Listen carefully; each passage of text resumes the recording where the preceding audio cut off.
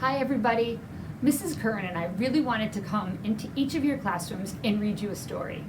But, well, there are a lot of classrooms and it would take us a long time. So we came up with the idea that we would just videotape ourselves reading a story and then your teacher could play it and, well, it would kind of be like we read you a story. So sit back and we're going to read you a great spooky story.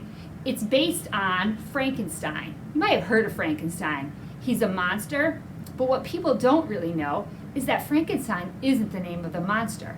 He's the name of the man who created him. His name was Victor Frankenstein, and it's a story by a woman named Mary Shelley. So we're going to read you that story so you can get into a spooky frame of mind for Halloween.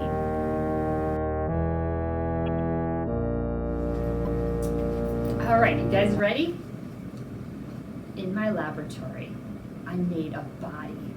I bought or stole all the pieces of a human body that I needed, and slowly and carefully, I put them all together. I did not let anybody enter my laboratory or my flat while I was doing this awful work. I was afraid to tell anybody my terrible secret. I had wanted to make a beautiful man, but the face of the creature was horrible. Its skin was thin and yellow, and its eyes were as yellow as its skin. Its long black hair and white teeth were almost beautiful, but the rest of the face was very ugly. Its legs and arms were the right shape, but they were huge. I had to use big pieces because it was too difficult to join small pieces together. My creature was 2.5 meters tall.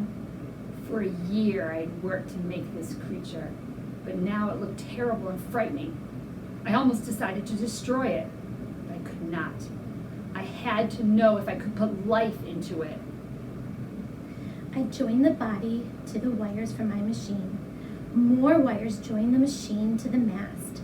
I was sure that my machine could use electricity from lightning to give life to the body. I watched and waited.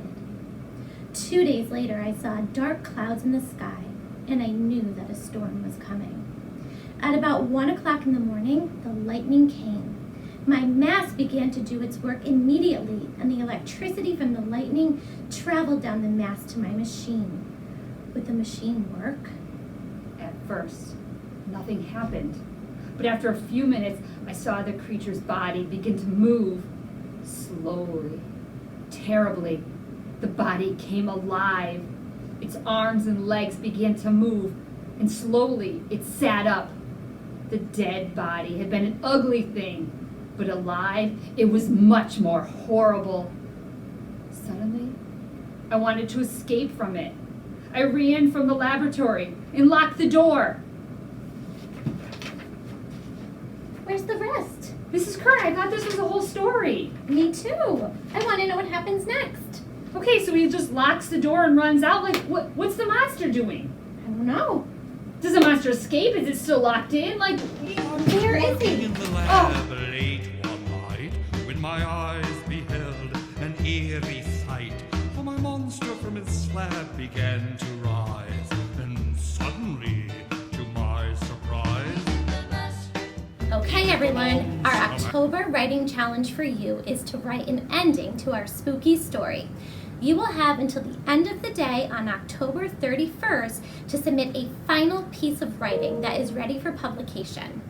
Your story can be typed or handwritten. It must have correct grammar, punctuation, capitalization. You must have creativity, story structure, and of course, we want your story to be scary and suspenseful, just like the one we read. We will be choosing a grand prize winner from each grade and a runner-up, so happy writing and good luck. then you can monster mash, and do my graveyard smash. You'll catch on in a flash, then you can monster mash. Mash. Good. Easy go. You Ha ha ha ha!